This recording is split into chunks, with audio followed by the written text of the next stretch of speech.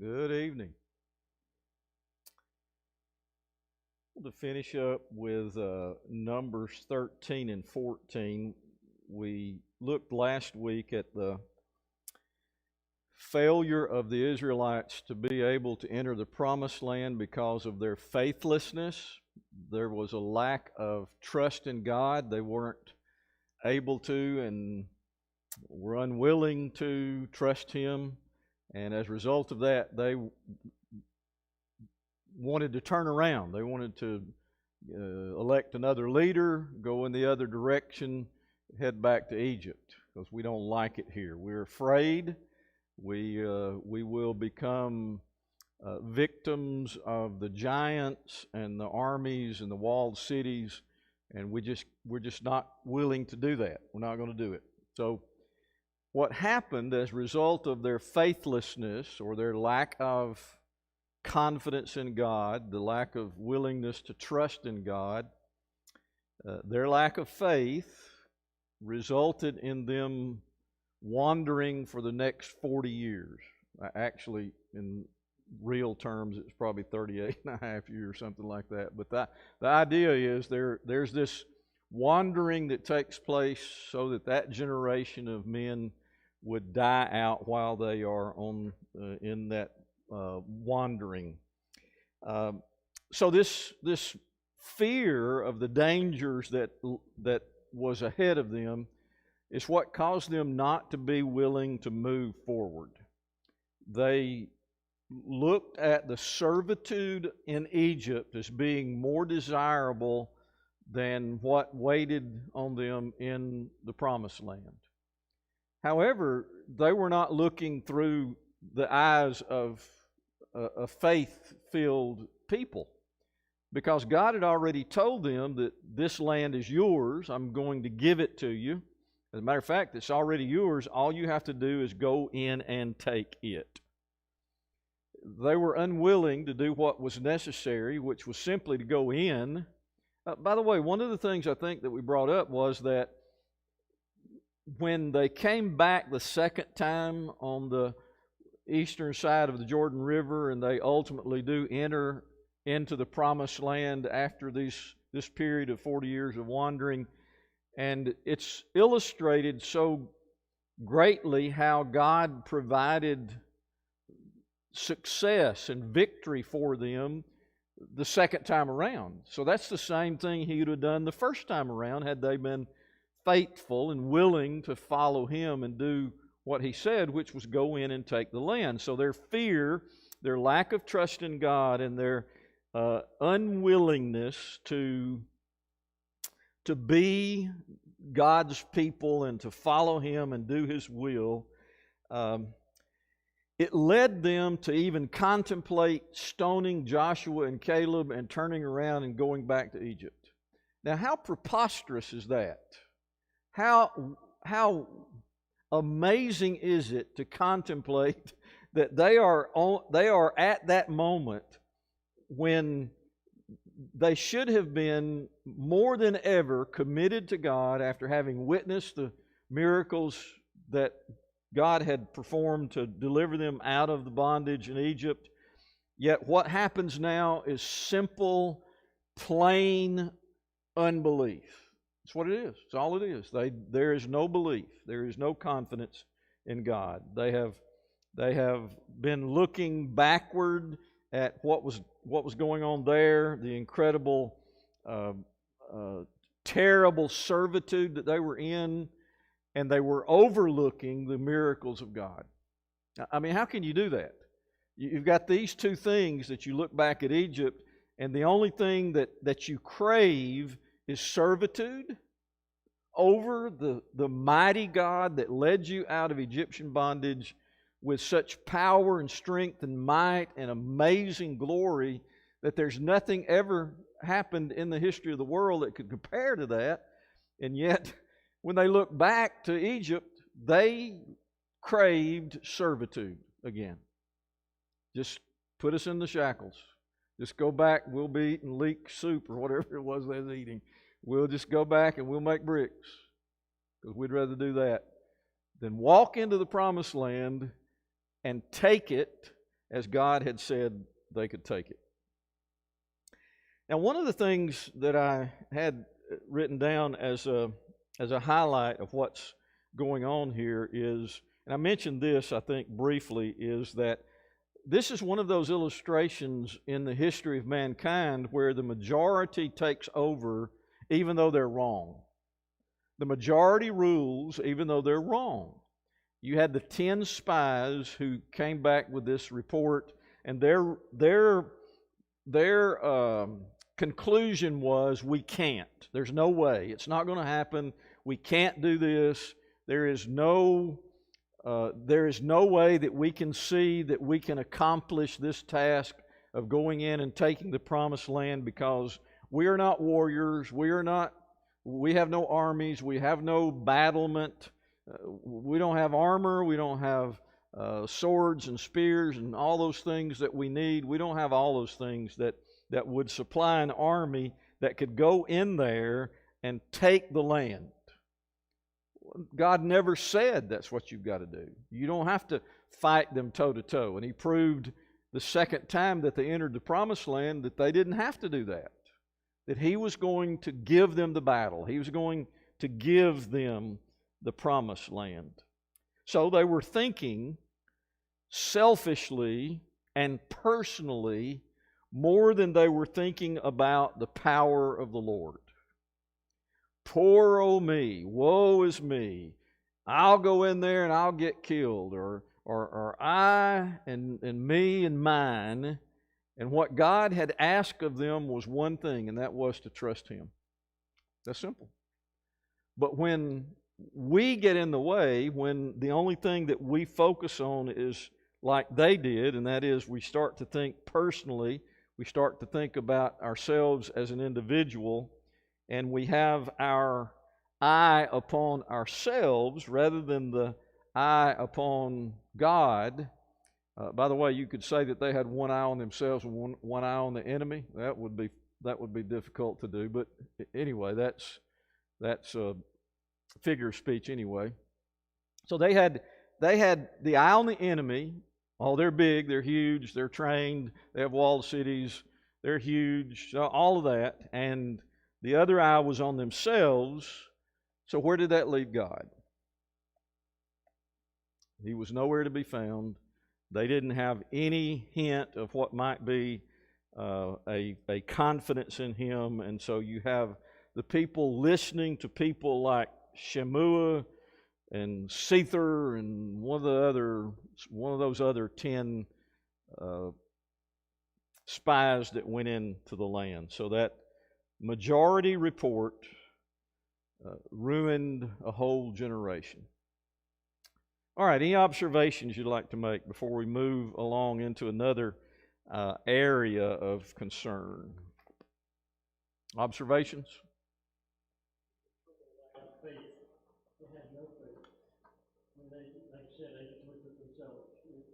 What fed them, they got fed when they were full.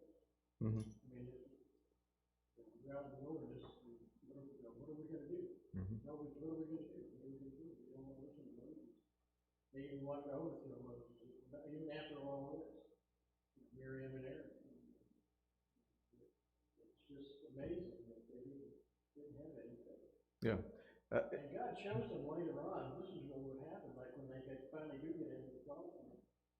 And they don't have to lay siege to Jericho. They just walk around sometimes and they fall down. Yeah. And that's what I was going to show them. I mean, He showed them what was going to happen by that. So, I mean, like I said, it was just totally like. Yeah. Exactly. The word keeps on coming out. I hear you several times. It's give. Mm-hmm. And when somebody gives you a gift, you don't say thank you. But anyway, that reminds me when they would not accept God's gift. Today, people will not accept the grace of God. Mm-hmm. It's a gift. You don't say thank you. It's a gift.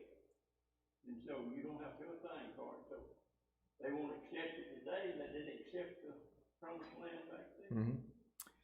Yeah, it's one of those moments in the history of God's interaction with his people that is most significant. That's one of the reasons I went to this first after the account of them making the golden calf at Mount Sinai, at the foot of Mount Sinai, and then that struggle that went on there. We looked at that for a few weeks. Wanted to go to this next because this was their next great failure that really resulted in such a terrible punishment that resulted in the death of all of that generation, resulted in the death of that generation. And as a very strong picture of God's patience, but also God's wrath and his judgment that came upon them because of their lack of faith. And so that's what we find here in Numbers 13 and 14, and then following that, the wandering in the wilderness for the next for that generation to pass away. Okay, one of the things that is a highlight of the Old Testament, no matter what's going on with the Israelites, one of the things that is in God's mind always is his covenant with his people. God made the covenant with Abraham. He renewed that covenant. He renewed it again. He reminded Abraham of that covenant and how important that covenant was to him, that is God. He kept reminding him of that covenant. You have now the Abrahamic covenant that is kind of carried forward as Moses becomes the leader of the people and brings them out of this bondage in Egypt. And as a result of that, you have the Mosaic covenant that's brought down off the mountain, delivered to the people. It's not just the 10 commandments, but it's a whole group of commands that he talks about feasts and all kinds of sacrifices, the tabernacle, the priesthood, all of those things that are contained within those laws that are ceremonial. Some are social laws.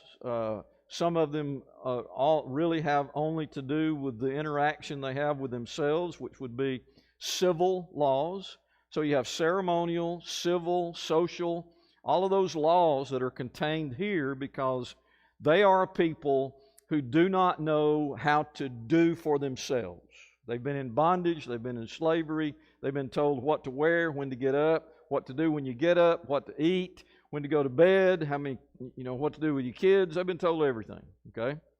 And so now God brings them into his presence. And the covenant is all about his desire to have relationship with his people. I want to have a relationship with you. Yet the problem is they are an unholy people. He's a holy God. Unholy people can't have a relationship with a holy God. So this law is then put in place so they can be holy. They can be holy. By being holy, they can then have a relationship with the holy God. The problem is when they demonstrate a colossal lack of faith, as they did here in Numbers 13 and 14, that God has to bring judgment upon them. And sometimes it is very severe. Sometimes it's swift, as it was with people like Nadab and Abihu and Achan and some of those. The judgment is swift. It happens just like that. Sometimes he puts it off, as he did with the golden calf. We're going to do some immediate demonstration of my wrath here with 3,000, but then we're going to talk further about this later. And the judgment that came from their lack of faith as they were ready to enter the promised land and the report of the 10 spies, that judgment lasted for 40 years. And at the end of that 40-year period, once the generation had died, Moses leads them back to the door of the promised land on the eastern side of the Jordan River, and there they are where Moses delivers to them the law restated, and that's the book of Deuteronomy. It is a series of sermons by Moses that restates the law, gives them the law once again.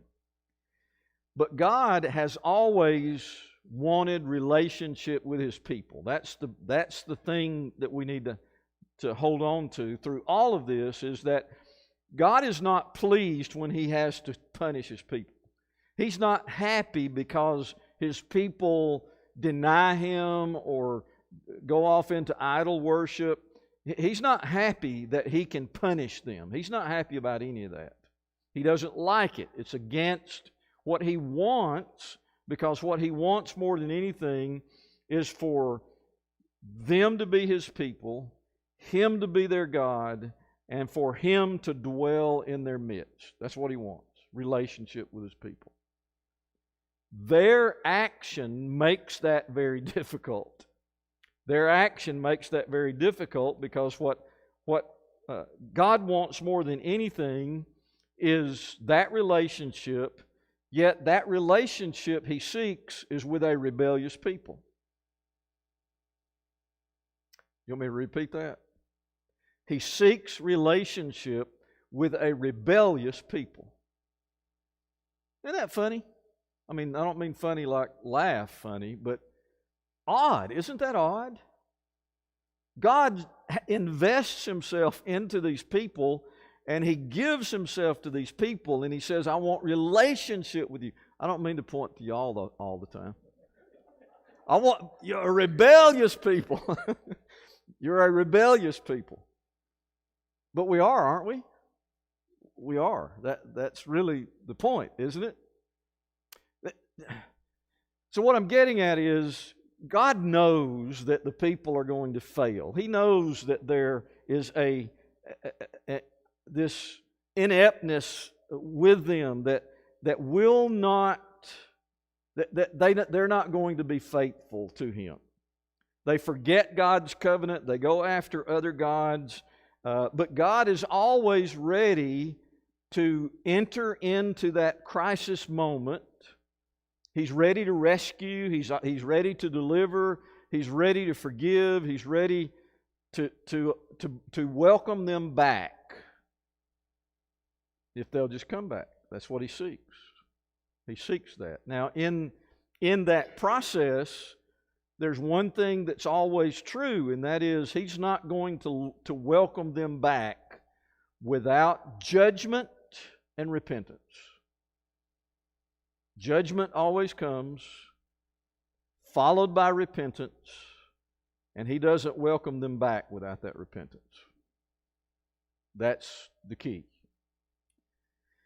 So when you get to Joshua chapter 1, Joshua is leading the people into the promised land. Now, remember, 40 years ago, they failed in this. They were not able to enter into the promised land because they failed to follow through on the command of God and on the will of God for them to enter in and do what God said do, which was go in there and I'm going to give you the land.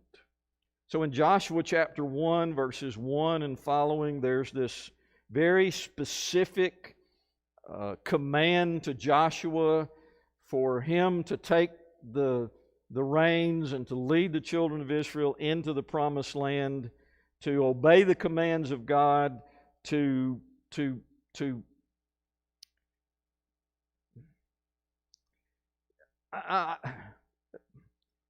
any of y'all ever watch Gomer Pyle? Bailey, you ever watch Gomer Pyle? Yeah, I thought you did. We got a new television set up, and so if you can go back and you watch old things, and so anyway, Sergeant Carter, you remember where he used to always say, "Move it, move it, move it." That one of those things.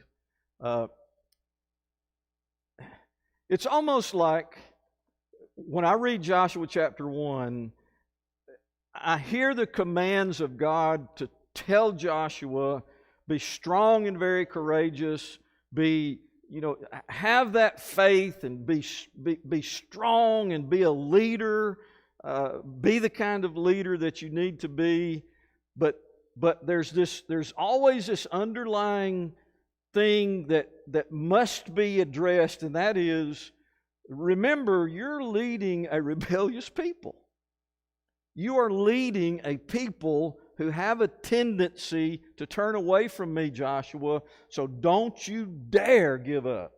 Be strong and very courageous, because it's not the enemy that's going to discourage you. Did you know that? Joshua is the leader, and he's going to march into an uncertain land, a land that's got high-walled cities, and there are giants in the land, and there are trained armies, and they are ruthless, and they are heathens. And Joshua is told, don't you worry about the enemy. What you need to worry about is these people that you're leading. That's what you got to worry about. And isn't that interesting? So it's almost like God is saying, not only do you need to get your mind right, but you need to remember, and you need to be very alert and very aware that the generation that you're leading is here because the generation before them was a rebellious people. The generation before them was a rebellious people, and you are leading a people who are here because of them. Had it not been those rebellious people, this generation would have grown up in the promised land where God intended for them to grow up. So Joshua, you don't have to be afraid of the enemy. You don't have to have strength and courage. You don't have to have all of that built up inside of you and whip into shape the soldiers that'll go in there and fight. You don't have to worry about that. I'm going to take care of that. What you need to be concerned about is this rebellious people. Now let's take a real fast movement to Judges chapter 2. From Joshua chapter 1 to Judges chapter 2.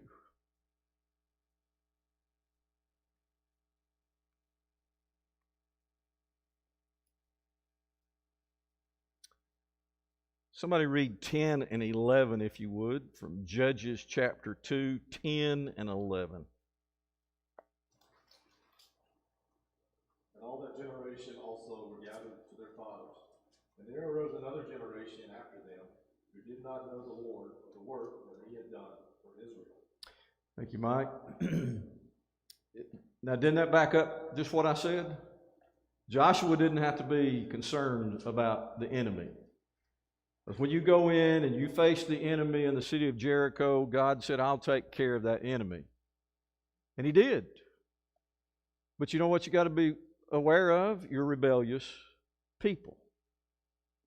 What happens after Joshua's death is described as very clearly, there is this generation who rises up, and they did not know the Lord or the work that he had done for Israel. Now, whose fault was that?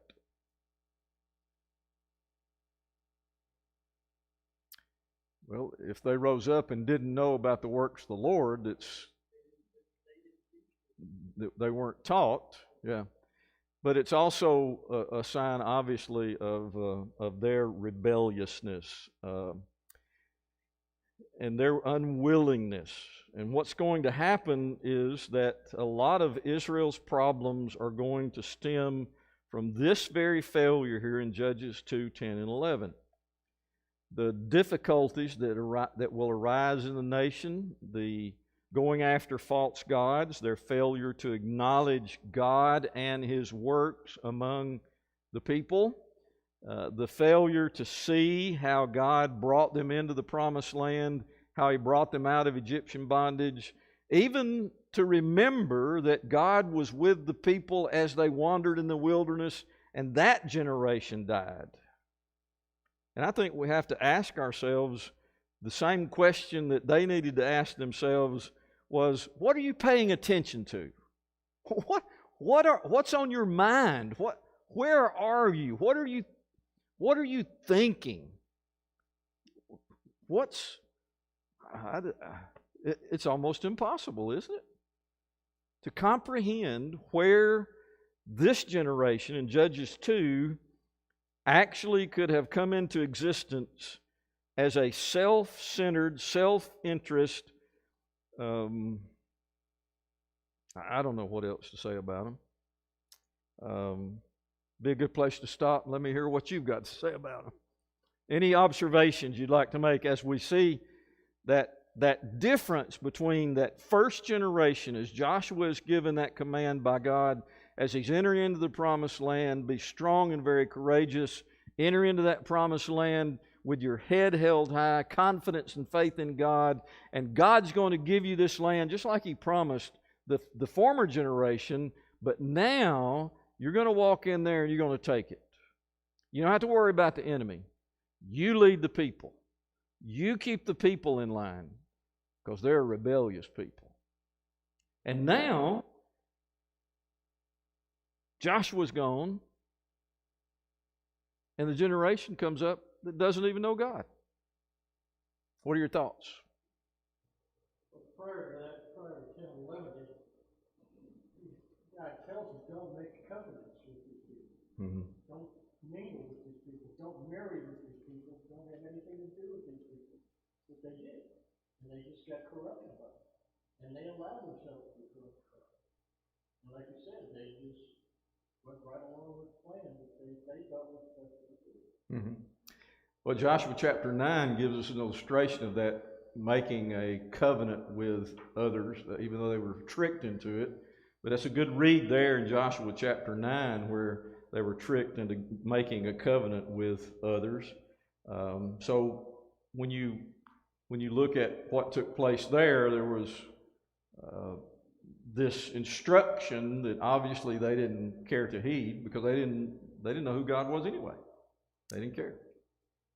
Any other observations? First generation had grown up in the wilderness. All their possessions is what they could carry with them. Mm-hmm. So when God gave them this, they could appreciate that. The next generation, they inherited that. They didn't have an appreciation for it. Mm-hmm. Good observation. Ryan says the first generation that entered into the promised land had nothing except what they could carry with them. And so when they entered into this land that flowed with milk and honey, there was an appreciation. And then you've got this next generation who grew up in that bountiful kind of situation, and there they are.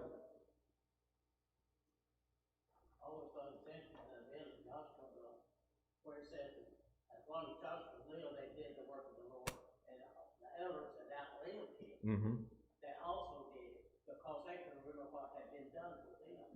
So that next generation, as you just pointed, could not remember what was done, so they are teachers. That's Right. all I can say is. Yeah. I think there were a couple of failures, and the big one seems to be that the previous generation didn't do a good job teaching, and part of that also has to do with the condition of their heart. You know, all this was a cycle, just up and down. Mhm. One generation would fall, and the next generation would come. And so it seems like that you have, like, the one that, where Moses and Aaron and them made the golden calf, and God said that it would punish them. And, but they taught the next generation to obey God, even though they were told they were going to die because we were not going to enter the promised land. Yeah. So you got those people that would get all the lavish things that God would give them, and they would forget God. Yeah, good observation. The up and down of all of this is very obvious, isn't it? Now, one of the root problems, one of the main issues that's going on here is that when they went in to possess the land, they were given instruction by God to completely drive out the inhabitants. The emphasis in the book of Joshua is that they did not do this. So, as Nelson has mentioned, one of the failures would be that the teaching wasn't done by the previous generation. But then the other thing that's an issue here is that they begin to behave like their neighbors began to behave. Now, you can say that, well, that's all goes back to teaching anyway, but it really adds a whole new dimension to it because they didn't do what God said do, which was completely drive them out. Let's go back to Joshua, and we'll go to chapter 15, and we'll look at 3 instances where there is this mention of the date they did not drive out. Joshua 15, I think, is the first one I wanted to look at.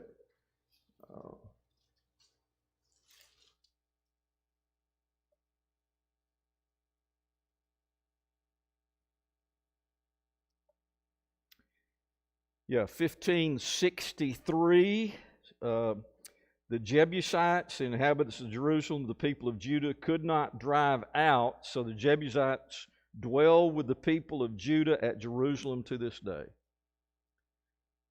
They could not drive out the Jebusites. Look at 1610. It's another one. However, they did not drive out the Canaanites who lived in Gezer. So the Canaanites have lived in the midst of Ephraim to this day, but have been made to do forced labor.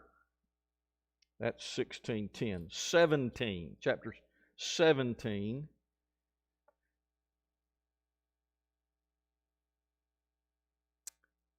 Uh, 12 and 13, I think. Yet the people of Manasseh could not take possession of those cities, but the Canaanites persisted in dwelling in that land. Now, when the people of Israel grew strong, they put the Canaanites to forced labor, but did not utterly drive them out. Now, that's just 3 instances that mention this idea of them not completely driving out the inhabitants of the land. There's 3 illustrations there, chapter 15, 16, 17. I think that a part of the rebelliousness that's going to permeate the children of Israel from here on out is going to be partly responsible, that this is going to be what's going to be partly responsible for that. The fact that they did not drive out, they did not take complete ownership. These Canaanites and all of these other ites that dwelled there, their presence was there. Their influence was going to be felt. And as a result of a lot of what you're going to see in Israel's history in the future, you're going to see that their faithlessness to God's covenant is going to be precipitated by this fact that they did not drive out the inhabitants of the land.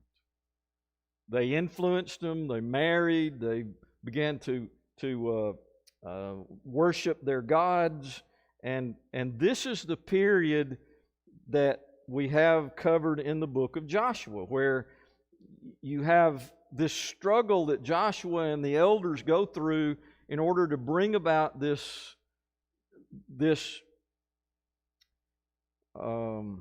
faithfulness to God in spite of them not completely carrying out the commands of God, which was to utterly drive them out. So you have the covenant that they're trying to keep, their lack of faithfulness in utterly driving out the inhabitants of the land. And then you have, at the end of it all, Joshua comes to the Israelites and he gives them this ultimatum. You got to choose God. You got to choose God. If you want to stay, if you want to worship the false gods, then go worship the false gods. But you can't worship false gods and the true God. You can't do both. Choose. That's what he says in chapter 24. And I think because our time's about up, that's where we probably need to start next week. Because at one of the very high points of the book of Joshua, besides the leading and the entering into the promised land, is going to be the very end of the book in chapters 23 and specifically 24, where Joshua in chapters 24:15 through 27, somewhere along in there, he's going to give them this ultimatum in which he challenges them to choose. As for me and my house, we will serve the Lord. But you need to choose.